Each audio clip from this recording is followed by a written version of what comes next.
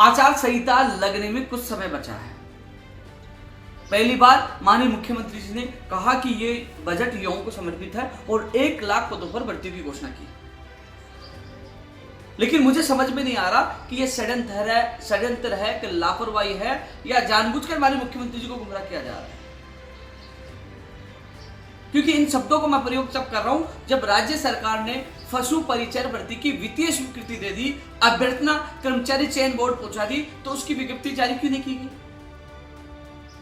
जब रीट पात्रता परीक्षा के लिए जब मुख्यमंत्री प्रमुख सचिव से मिला, सीएम ओएसडी से मिला, सचिव से मिला, सबसे मिला, सबने कहा हमने नोट भेज दिया, रीट पात्रता परीक्षा में सरकार को कोई आर्थिक बाहर नहीं आता, पात्रता परीक्षा है, तो उसकी परीक्षा की घोषणा क्यों नहीं की गई?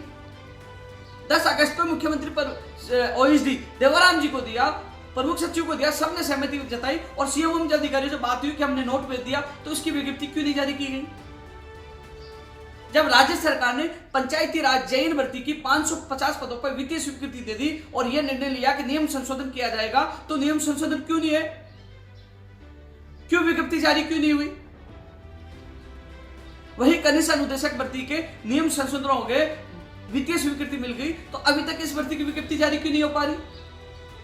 शिक्षा विभाग में 3800 पदों पर first grade, second grade, librarian third grade, second grade की वित्तीय स्वीकृति मिल गई। विभाग के पास वो अभ्यर्थना की वो लेटर पूछ गया, तो उसके बाद उसकी विज्ञप्तियां जारी क्यों नहीं हो पा रही? हालांकि डीपीसी होगी, पदों की संख्या बढ़ सकती है, लेकिन उनकी विज्ञप्तियां तो जारी हो सकती थी। माननीय मुख्यमंत्री जी, प्रदेश के 40 से 50 लाख युवा बेरोजगार आक्रोशित है, नाराज है। ये वीडियो के माध्यम से मैं आपको अवगत कराना चाह रहा हूं। मैंने आपसे मिलने का समय लिया था, ओएसडी साहब ने कहा था आपको जल्द मिलाया जाएगा, लेकिन मुझे लग रहा है जब तक आपसे मुलाकात होगी तब तक समय निकल जाएगा और आचार संहिता लग जाएगी। इसलिए मैं हाथ जोड़ के अपील कर रहा हूं कि जब आपने कई भर्तियों की वित्तीय स्वीकृति दे दी, आपने नियम संशोधन की हरी झंडी दे दी, तो फिर लापरवाही क्यों की जा रही है अधिकारियों के द्वारा? युवाओं की अनदेखी कहीं ना कहीं इसमें कोई बड़ा षड्यंत्र है। कोई अधिकारी नहीं चाहता कि सरकार भर्ती करे और युवाओं को युवाओं को साथ पाए। ऐसे में मैं आपसे हाथ जोड़कर निवेदन कर रहा हूं, जब रीट पात्रता परीक्षा हो सकती है, जब इन भर्तियों की वित्तीय स्वीकृति दी है, उनकी विज्ञप्तियां जारी हो सकती है, तो ऐसा क्यों नहीं किया जा रहा? तत्काल आपको एक्शन लेना चाहिए। मैं आपसे मिलने की पूरी कोशिश कर रहा हूं, लेकिन जिस प्रकार मैं आपको उदाहरण देना चाह रहा हूं, सामान्य विभाग में 3800 पदों पर वित्तीय स्वीकृति मिली, वही संस्कृत शिक्षा विभाग में कंप्यूटर अनुदेशक भर्ती का अनुमोदन हो चुका है। वही 2200 से ज्यादा पदों पर अध्यापक भर्ती है, फर्स्ट ग्रेड है, सेकंड ग्रेड है, पीटीए, लाइब्रेरियन है, जो कई महीनों से ये कह रहे थे कि सितंबर में विज्ञप्तियां जारी हो जाएंगी, लेकिन जारी नहीं हो पाई। मैं एक बार नहीं, दर्जनों बार संस्कृत शिक्षा विभाग के निदेशक से मिला हूं, लेकिन हर बार आश्वासन दिया, हर बार युवाओं को मैंने कहा, युवाओं ने विश्वास किया, युवाओं ने कहा हाँ सरकार भर्ती निकालेगी, लेकिन इन भर्तियों की विज्ञप्तियां क्यों जारी नहीं की गई? कौन इसमें षड्यंत्र कर रहा है? इसकी जांच आपको करनी चाहिए, युवाओं के साथ न्याय करना चाहिए। वही अध्यापक भर्ती में आपने पद बढ़ाने की घोषणा की और फिर अचानक 4500 पद कम कर लिए गए। माननीय मुख्यमंत्री जी, 4500 पद भी जोड़ने चाहिए जिससे युवाओं को राहत मिल सकती है। आपने ही राहत दी थी, आपने कहा था कि इसमें पदों की संख्या बढ़ाकर मैं युवाओं के साथ न्याय कर रहा हूं जब पेपर लीक हुआ, लेकिन वो 4500 पद कम कर दिए गए। मध्य प्रदेश और दिल्ली की तर्ज पर त्यागपत्रित पदों पर एक और सूची जारी करने की मांग हम कर रहे हैं। जब क्रम वाइज ज्वाइनिंग नहीं दे पा रही सरकार, तो कम से कम त्यागपत्रित पदों पर सूची निकालने का नियम किया जाए और तत्काल 4500 पद जोड़ा जाए, जिससे हजारों युवाओं को फायदा हो सके। बिजली विभाग, रोडवेज विभाग, इन भर्तियों की फाइल कई बार जा चुकी है और ये विभाग माननीय मंत्री जी आपका है, लेकिन अभी तक वित्तीय स्वीकृति नहीं दी गई। जब सरकार की मंशा है, विभाग से जब भर्तियों का प्रस्ताव जा रहा है, तो वित्तीय स्वीकृति क्यों नहीं दी गई? क्यों इनकी विज्ञप्तियां जारी नहीं की जा रही? सवाल है, क्या वित्त विभाग नहीं चाहता? क्या इसके पीछे कौन है? क्यों नहीं चाहते युवा बेरोजगारों को बुलाओ? जब मुख्यमंत्री जी आपने कहा कि युवाओं को समर्पित बजट है, युवाओं के लिए बजट है, आपकी मंशा सही थी, तो फिर इनकी विज्ञप्तियां जारी क्यों नहीं हो पाई? एलडीसी जिसकी वित्तीय स्वीकृति हो चुकी है, स्टेनोग्राफर जिसकी वित्तीय स्वीकृति हो चुकी है, कंप्यूटर अनुदेशक के लिए कहा गुजरात से आने के बाद नई भर्तियां निकालेंगे, एसआई, एएसआई भर्ती, इनकी विज्ञप्तियां जारी क्यों नहीं हो पा रही? वही कंप्यूटर अनुदेशक भर्ती में शिथिलता के लिए आपने मना कर दिया, लेकिन बाद में पता चला नियमों में है कि शिथिलता दी जा सकती है। आज अभ्यर्थी दिल्ली में प्रदर्शन कर रहे, कई दिन से पड़े हुए हैं, उनको न्याय मिलना चाहिए, उनको शिथिलता मिलनी चाहिए। वही चिकित्सा विभाग की भर्तियों पर तलवार लटकी हुई है कि आचार संहिता से पहले उनकी नियुक्ति हो पाएगी। माननीय मुख्यमंत्री जी, प्रदेश के लाखों युवा बेरोजगारों की तरफ से मैं हाथ जोड़कर निवेदन कर रहा हूं। मैंने बिजली विभाग की भर्तियों के लिए वित्त विभाग में चक्कर लगाए, रोडवेज विभाग की भर्तियों के लिए चक्कर लगाए, शिक्षा विभाग की भर्तियों के लिए चक्कर लगाए, संस्कृत शिक्षा विभाग की भर्तियों के लिए चक्कर लगाए और रीट पात्रता के लिए मैंने चक्कर लगाए। मैंने एक विभाग नहीं छोड़ा, हर जगह मैंने चक्कर लगाए। पंचायत राज जैन भर्ती के लिए पंचायत राज विभाग में चक्कर लगाए, कनिष्ठ अनुदेशक भर्ती के लिए चक्कर लगाए, जो लंबित भर्तियां हैं उनके लिए आपके अधिकारियों से लेकर हर विभाग में मैंने चक्कर लगाए, हाथ जोड़े। लेकिन ये स्थिति कैसे हुई मुझे समझ में नहीं आ रहा कि जब भी मैं मिलता मुझे आश्वासन दिया जाता कि हाँ हम इन भर्तियों करेंगे, रीट पात्रता भी निकालेंगे, नई भर्तियां भी निकालेंगे, नियम संशोधन भी करेंगे। खेल प्रमाण पत्रों का फर्जीवाड़ा चला, वो नियम संशोधन का भी मुझे आश्वासन मिला था, वो भी अटका पड़ा है। इसलिए मैं युवाओं की तरफ से हाथ जोड़कर निवेदन कर रहा हूं कि अब समय कम बचा है। मैं मिलने का समय भी आपसे इसलिए मांग रहा था, आपको अवगत करा पाऊं। जब राज्य सरकार ने कई भर्तियों की वित्तीय स्वीकृति दे दी, कई भर्तियों के लिए जब नियम संशोधन की प्रक्रिया शुरू कर दी, तो फिर इनको अटका कौन रहा है?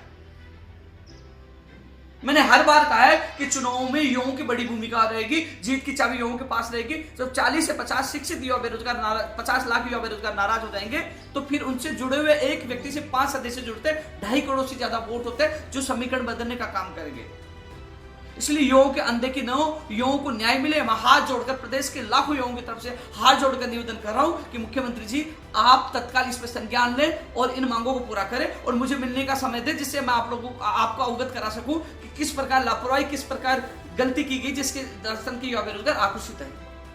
और यदि युवाओं के साथ न्याय नहीं होता और ये अनदेखी जारी रहती, तो कहीं ना कहीं मैं आज पुनः कह रहा हूं, जो सरकार रिपीट हो सकती थी वो रिपीट इस वजह से नहीं हो पाएगी क्योंकि युवाओं की अनदेखी की गई। क्योंकि आपने चाहा बजट में 1 लाख भर्ती की घोषणा करके, जिसमें आपने 21,000 चिकित्सा विभाग में निकाली है और 13,000 पदों पर आपने सफाई कर्मियों को निकाली। इसके अलावा कोई भर्तियों की विज्ञप्तियां जारी नहीं है।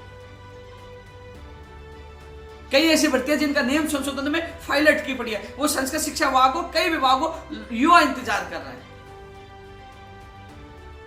मैं सरकार विरोधी नहीं हूं, मैं युवाओं की पीड़ा आपके सामने रख रहा हूं क्योंकि मैं कल से देख रहा हूं जो इंतजार रीट पात्रता का कर रहे थे वो तैयारी कर रहे थे। रीट पात्रता आएगी, हर साल कराने का नियम है। 7 जून को युवा बेरोजगार महासम्मेलन में शिक्षा मंत्री जी ने हमारे उस सम्मेलन में घोषणा की। ये तो मैं धन्यवाद देना चाहूंगा जब दैनिक भास्कर के जो संवाददाता अजमेर के, जब उनसे मेरी बात हुई, क्योंकि रीट पात्रता परीक्षा के लिए मुझे कहा गया था कि हमने नोट भेज दिया, लेकिन जब उनका बात हुई तो मैंने उनसे निवेदन किया कि साहब आप पता कर लीजिए अजमेर में क्या नोट पूछा कि नहीं पूछा, कम से कम पहुंच गया हो तो खबर ये लगा दीजिए रीट पात्रता परीक्षा होगी, नहीं पूछा तो वो लगा दीजिए नहीं होगी। उन्होंने तत्काल उन्होंने इस बात की जांच की, उन्होंने अधिकारियों से बात की, तब उन्होंने पता चला कि केवल ये झूठा आश्वासन है। उसके बाद उन्होंने खबर लगाई, तब युवाओं को पता चला, लेकिन युवा लगातार तैयारी कर रहे थे। मैं आपसे पुनः हाथ जोड़कर निवेदन कर रहा हूं, युवा आपके साथ 2018 में थे, समर्थन दिया था, सत्ता में सरकार आई थी, लेकिन युवाओं की अनदेखी नहीं हो। मैं मानता हूं आप राजस्थान की युवा बेरोजगारों के अभिभावक हों, इस पीड़ा को जरूर सुनेंगे। मैं उनका दर्द देख रहा था कि जिन पे आपने वित्तीय स्वीकृति दे दी, जिनकी अभ्यर्थना जा चुकी, उनकी वित्तीय जारी क्यों नहीं हो पा रही, नियम संशोधन क्यों नहीं हो पा रहे, जो आपने हरी झंडी दे दी। 1 लाख पदों पर आपने घोषणा की, कहा युवाओं के लिए बजट समर्पित है, तो फिर उनकी विभाग वाइज वर्गीकरण होकर उनकी विज्ञप्तियां जारी क्यों नहीं हो पाई। आरपीएस से धीमी प्रक्रिया से सेकंड ग्रेड की ज्वाइनिंग नियुक्ति प्रक्रिया रुक गई, आचार संहिता में फंसती हुई नजर आ रही है। तो तत्काल तेज गति से लंबित भर्तियों को पूरा किया जाए, नई भर्तियों के लिए भी आप एक्शन लीजिए। मैं हाथ जोड़कर प्रदेश के लाखों युवा बेरोजगारों की तरफ से मैं निवेदन कर रहा हूं। और आपसे मिलने के लिए मैंने कई बार समय मांगा, लेकिन मुझे लगा कि मैं मुलाकात करूंगा तब तक आचार संहिता लग जाएगी, क्योंकि समय अभी तक नहीं मिला, और आचार संहिता लग जाएगी तो युवाओं के सपनों को धूमिल करने का काम हो जाएगा। इसलिए हाथ जोड़कर निवेदन कर रहा हूं कि आप कुछ कर सकते हो। राजस्थान के लाखों युवाओं को, यानी कि 40 से 50 युवाओं को आपसे बड़ी उम्मीद है, और आचार संहिता तक वो उम्मीद कर रहे हैं कि मुख्यमंत्री जी कभी भी मीटिंग लेकर युवाओं के साथ राहत प्रदान करने का काम कर सकते हैं। और ऐसा नहीं होता तो मैं आपसे पुनः निवेदन कर रहा हूँ, युवाओं में बड़ा आक्रोश है, और आचार संहिता के बाद सोशल मीडिया पर हर जगह देखना माननीय मुख्यमंत्री जी आक्रोश बाहर आएगा, क्योंकि आपकी मंशा सही थी, लेकिन कहीं ना कहीं इसमें बड़ा षड्यंत्र और बड़े चालबाजी की गई थी। क्योंकि इन भर्तियों को क्यों रोका गया, क्यों विज्ञप्ति जारी नहीं की गई, क्यों नियम संशोधन समय पर नहीं हुआ, इस पर विचार करें और युवाओं के हित में फैसला लें। धन्यवाद। देश और दुनिया की हर बड़ी खबर के लिए सब्सक्राइब करें नवतेज टीवी, और पल पल के अपडेट्स के लिए बेल आइकन को दबाना ना भूलें, क्योंकि आपकी खबरों का भरोसेमंद साथी है नवतेज टीवी।